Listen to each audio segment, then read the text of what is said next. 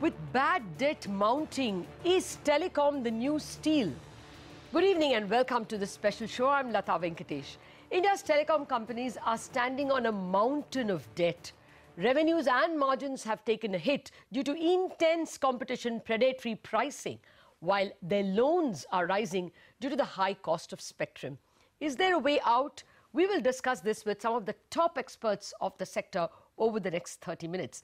But first, let me bring in Prashant Nair, my co-anchor, who is going to explain how big the problem at hand is. Prashant.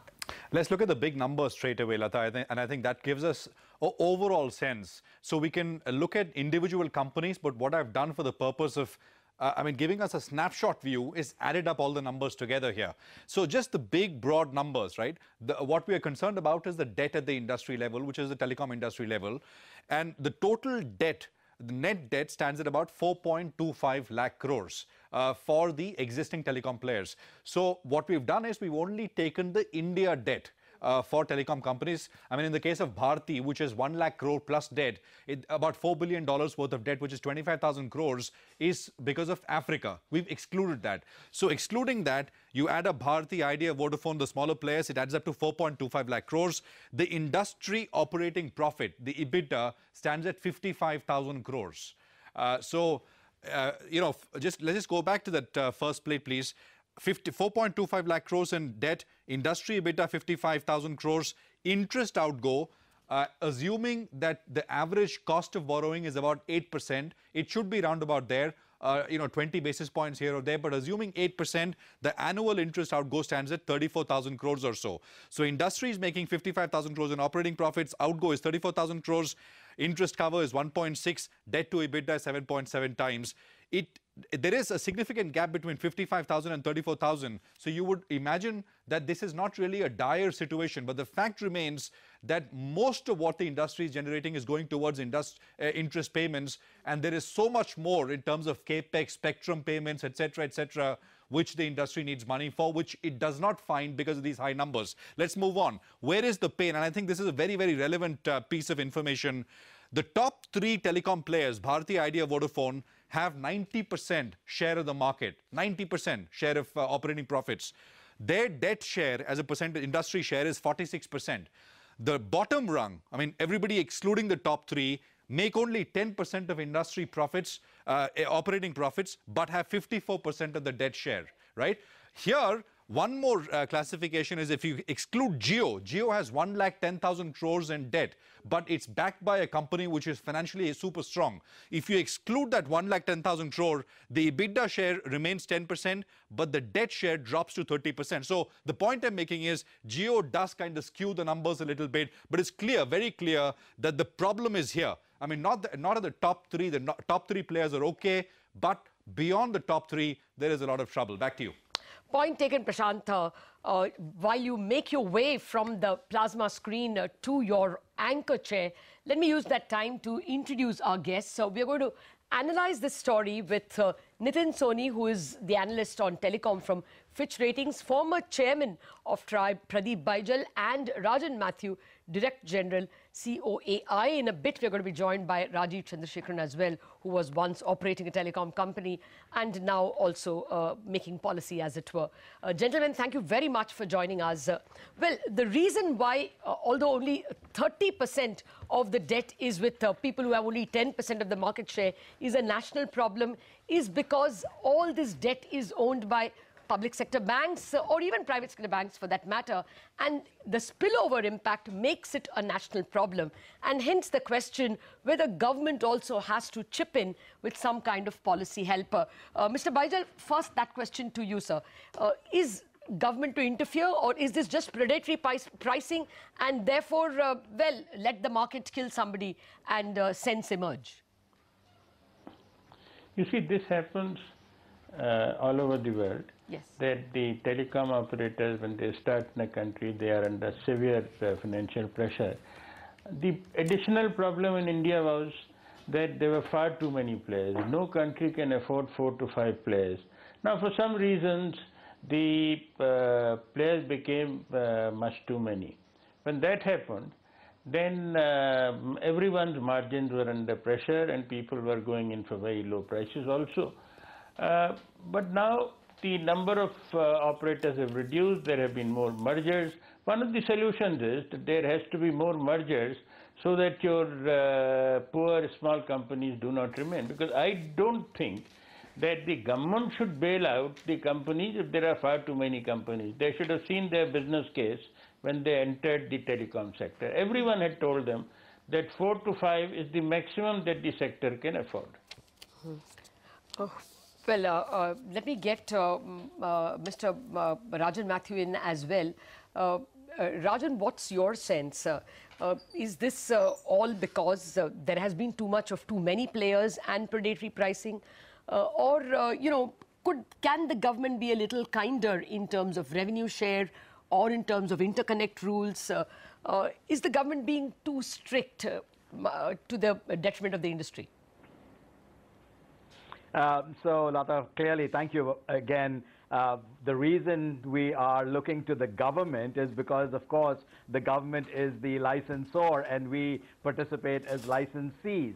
A full 30% or more of every rupee of top-line revenue goes back to the government. So clearly it is in the interest of the government to also address this issue.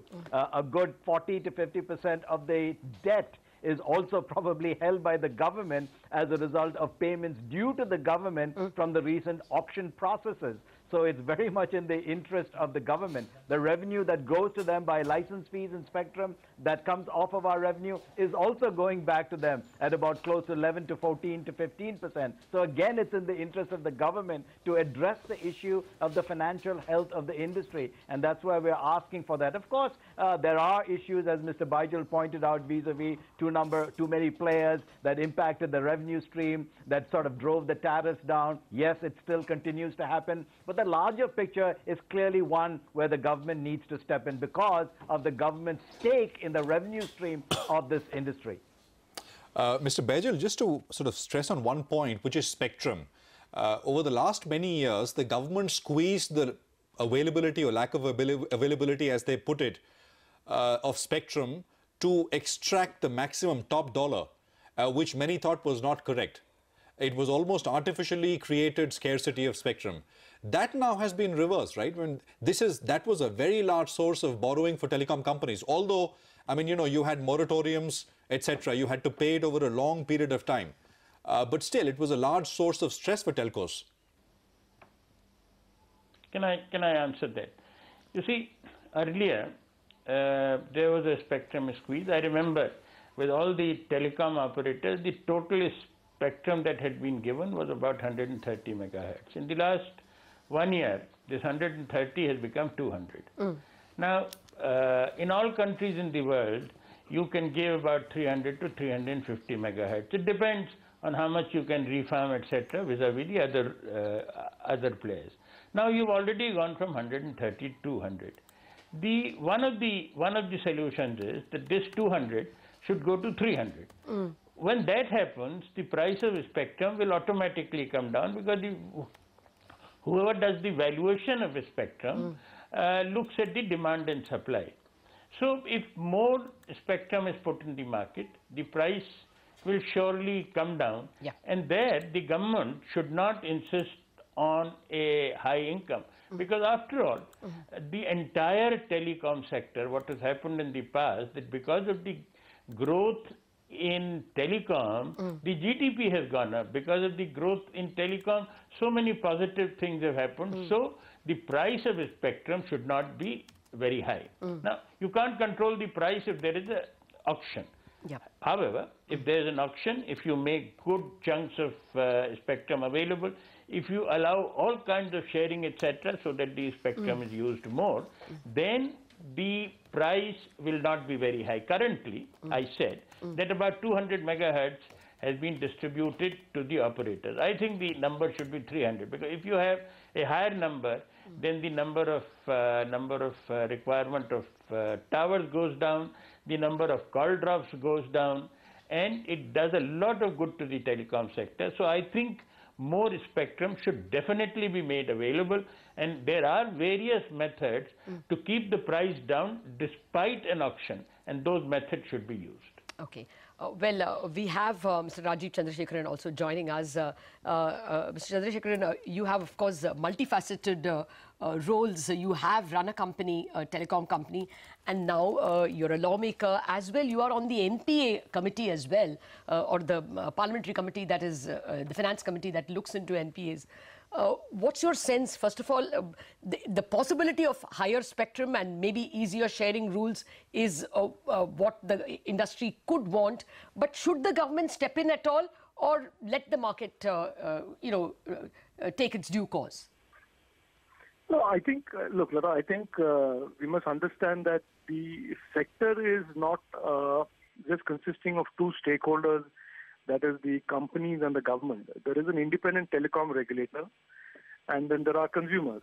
And I think if there is this argument that is being put out that the telecom sector is in distress or whatever the newest argument is, it is for the regulator to intervene, because the mandate of the regulator under the TIA Act is to make sure that both there is orderly growth of the sector as well as consumers are benefited. Now, so I have not seen any evidence, excepting for the usual industry lobby saying, we are in trouble, we need help, we need more spectrum. This connection between more spectrum and drop calls, or connection between more spectrum and call quality is an erroneous connection, and it is an argument that has been made and defeated on multiple occasions.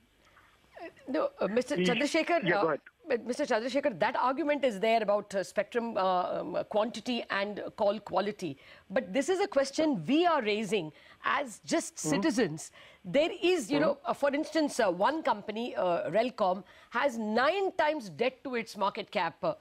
Likewise, even Idea, another player with more spectrum and more, almost 42% now of the market after the merger with Voda, even that has about 2 times debt to its market cap. The point is, this is public sector debt. Either as taxpayer or as depositor or as investor, this may become a public problem. So should the government intervene? No, I mean, look, I think that is the argument for all bad loans. I mean, there have been, as you are making, the case that you are making is that banks have lent recklessly, or that the amount of debt that a bank or a consortium of banks has allowed a particular entity to accumulate is disproportionate. Now, why the taxpayer should come out and bail out a bank that has practiced bad lending practices, or why the government should bail out a telecom company that has now burdened itself with a lot of debt when it can go raise equity, or it has not shown evidence that it cannot raise equity. Yeah. I fail to understand. So no, sir, I take your point. I take your point that there will be several people who will have to be blamed for this. But why I am narrowing it down is that at the moment there could be a too big to fail syndrome. Whether we like it or not, if a 45,000 crore debt were to turn bad, several banks will have to be capitalized. Sooner or later, there will be a bill. I'm just saying that, therefore, like the government intervened in steel by trying to help, setting up an MIP, you could accuse even over there that probably there was gold plating of some steel companies. But nevertheless, the problem would have been a public problem. So we are asking this question: should the government intervene in some fashion, and what could that fashion be? Let's just carve out this problem. I accept your contention that there is a looming problem in this sector, as is many other sectors, because of the disproportionate amount of debt that has been put on the balance sheets of these companies. So point accepted. Now the only question left is, when we are moving to a regime of insolvency and we are moving to a regime where promoters are going to be changed to cure the distress of debt, or to cure the NPA, when you talk about government intervention, should the government intervention be a bailout, or should the government intervention be should be of a nature that allows these enterprises to move to sustained viability without these promoters? So I think, so I'm not disputing your contention, but I'm completely of the opinion that there cannot be any shortcut band-aid solution that involve public money and public assets at this stage.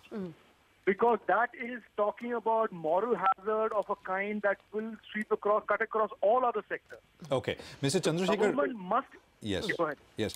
So just to put it another way, leaving the direct intervention at this stage aside, which you're against, would you agree that the government has been, not this government, but I mean over the last many years, has been kind of myopic with the sector, as Mr. Baijal was also making the point? The multiplier effects from the telecom sector were many, the multiplier effect on growth, etc.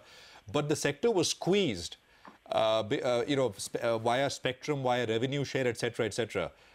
Now, does the government need to take its foot off the pedal there in some way?